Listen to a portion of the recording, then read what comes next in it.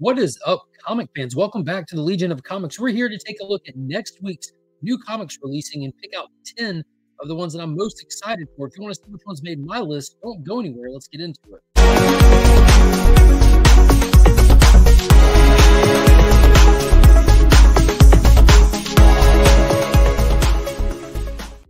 Shout out to the homies over at Big Time Collectibles. Be sure to check out their website, follow them on social media, always doing big things. And if you need anything clean to press, consider hitting up my friend Justin over on Instagram. He can hook it up. He can take care of you. Let him know you found him via the channel.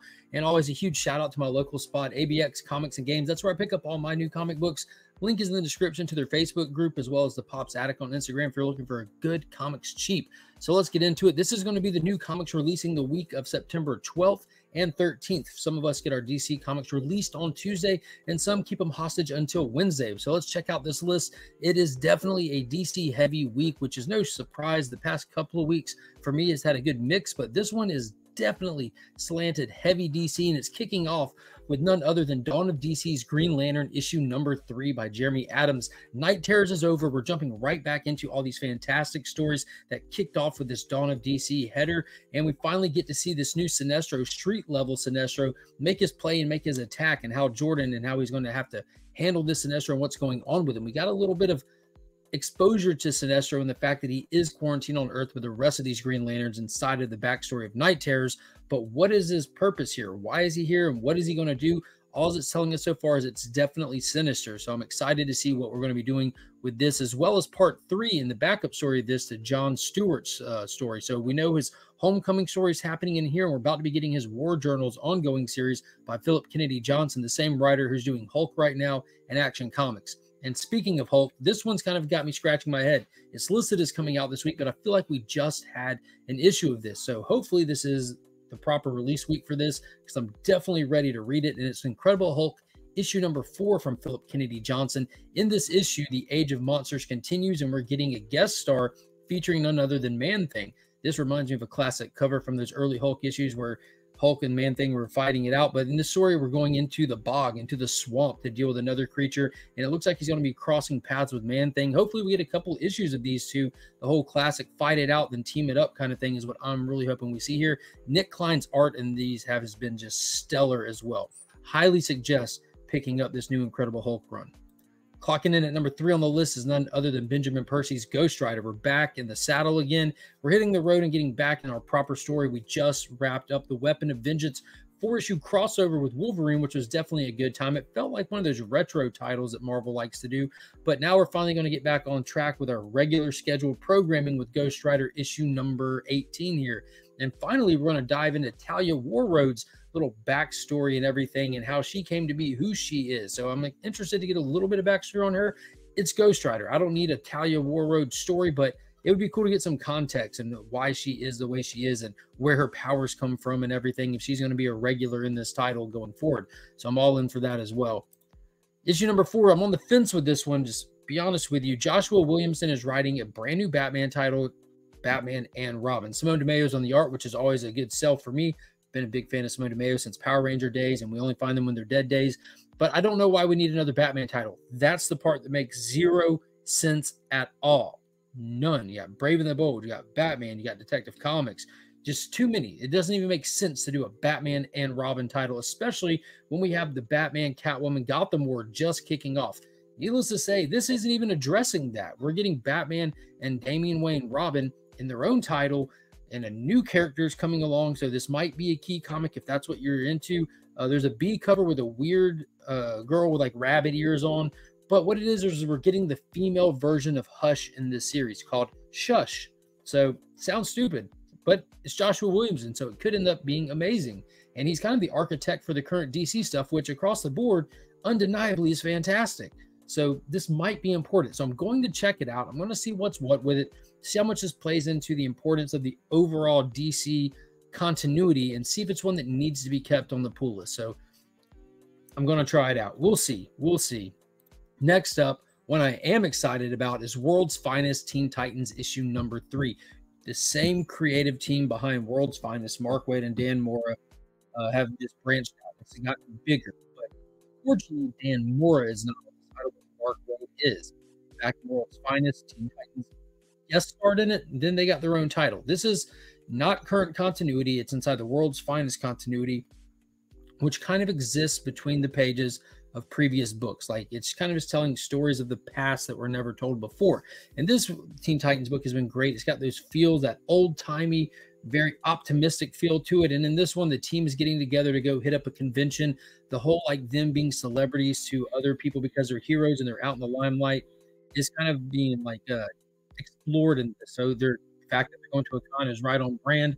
There hasn't really been like an overarching villain that's appeared yet. It's been more of a character study of the team dynamics. Like last issue, we looked at Donna Troy and how she got to be the way she is. And I'm wondering if they're going to focus on a specific one in this. So I'm definitely excited to see. Next up, back. It is back with issue number 6 of 10, Christopher Priest's Superman Lost. This has been fantastic. I don't know what to compare it to other than like Tom King stuff, but it's just like heavy reads, very, very in-depth story, very large in scale. And this is covering this fantastic story of Superman and the Justice League stop an event, but it sends Superman through a black hole. He's gone for 20 years of his life, but it was only a blink of an eye to everybody else. And it's exploring 2 parts of the story, the actual 20-year odyssey he went on to try to get home, and the PTSD and trauma that he's dealing with having gone through it back at home. So everyone else is like, he wasn't gone, and now he's just damaged. He's ridiculously damaged. And we get to see slowly and piece by piece what actually caused this harm to him. And in this issue, we're exploring this Green Lantern character that does not recognize himself as a Green Lantern, but they wield the power of the ring. So I'm excited to see what happens with this. Green Lanterns are very formidable foes for somebody like Superman, especially if the right person's wearing them. So this should be a cool action issue, as well as this distant planet that mirrors some of the characteristics of back home. Is going through all kinds of turmoil, and I'm interested to see what actually happens to it. Next up, here we go. The long-awaited for battle, the showdown, the fight to the death between the assassin and the manhunter is finally here in Danger Street issue number 9 from Tom King and Jorge Fornes. And look at that cover. There they are fighting atop the tower where the green team sits high on their perch and the lightning breaking through the trade dress. This has been such a fun series, exploring the characters that were featured in DC Comics' first issue special back in the 1970s. It has been wicked cool. It's definitely another one like Superman Lost. It's very meaty. It has a very, very, very in-depth story, tons of characters that we focus on, and it's just been a great mystery told through the lens of Dr. Fate's helmet nonetheless. So I'm very excited for this issue. This fight has been building. They've crossed paths, but they have yet to fully come to blows. So here we are, the green team's assassin and the manhunter on his holy mission himself. Let's see how this all goes down. With Tom King writing it, it's not like a guaranteed the hero's going to win kind of thing. So we'll see what happens. Next up, I mentioned it before, but here it is again, the Gotham War, Batman, Catwoman, Gotham War Prelude, issue 1. Good God, this is the second time they're tried to outdo themselves with the longest name possible. Why is Gotham War getting its own titles? I guess because they got more story than they know what to do with, or because if you look at the bottom right corner of this, you see the little Batman symbol.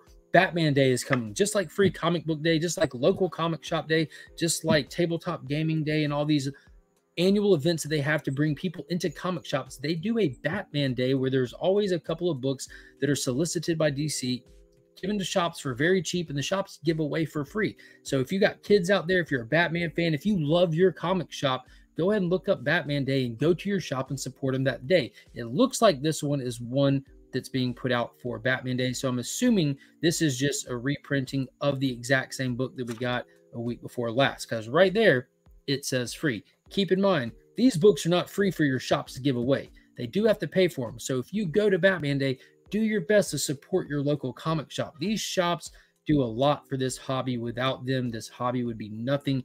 Get out there, support local businesses.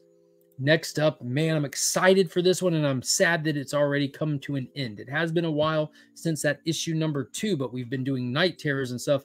But under the DC Black Label imprint, we have Waller versus Wildstorm issue number 3. This has been absolutely wicked. We have Battalion from the Wildstorm universe going head-to-head up against a young Amanda Waller who's hungry for power and to make a name for herself. And I don't think there's anything that can stop her. There never has been yet. but Battalion has found himself, unfortunately, face to face with one of the assets of Amanda Waller, none other than Slade Wilson, the Deathstroke. So it's about to be a battle royale on this one, and I don't know how Battalion's going to stand up to him. Just a dude in a suit versus an actual human weapon, but I'm excited to see how it plays out. This is in the prestige format size, so if you don't know already, get magazine size bag and boards and enjoy the art being showcased in a larger format. And then lastly, speaking of Black Label and art, we have Raphael Grandpa's Batman Gargoyle of Gotham has finally arrived under the DC Black Label imprint. This is going to be wicked right here. This was one of the books that were showcased at this year's San Diego Comic-Con, since the writers and actors strike really kept all of like the pop culture stuff out of it. Comics had room to flourish, and this was one of the ones that were one of the biggest highlights. We saw some of the interiors that were being showcased. There was an ash can that went out a couple of weeks ago, but this is it right here. I highly suggest everyone picking this up, opening it, and then going and buying it, because after you open it, I don't think you'd be able to resist buying this one. It's supposed to be a dark, noirish kind of tale going back to the early days of Bruce as Batman, and him exploring some concept and ideas of what it means for him to be the Bat, and if he should still exist as Batman, or if he should let Batman take over the entire entity. So I'm excited to see how this goes. The ash can had no word bubbles in it, and I've intentionally stayed away from the idea of seeing if there is any writing in this, or if it's clearly an illustrated story. A lot to be interested about with this one. I'm excited to get it and talk about it after the fact. And then, of course, you know, because it has not released yet, we are still on EXO Overwatch. Unconquered issue number 4 has still not been released by Valiant. What gives?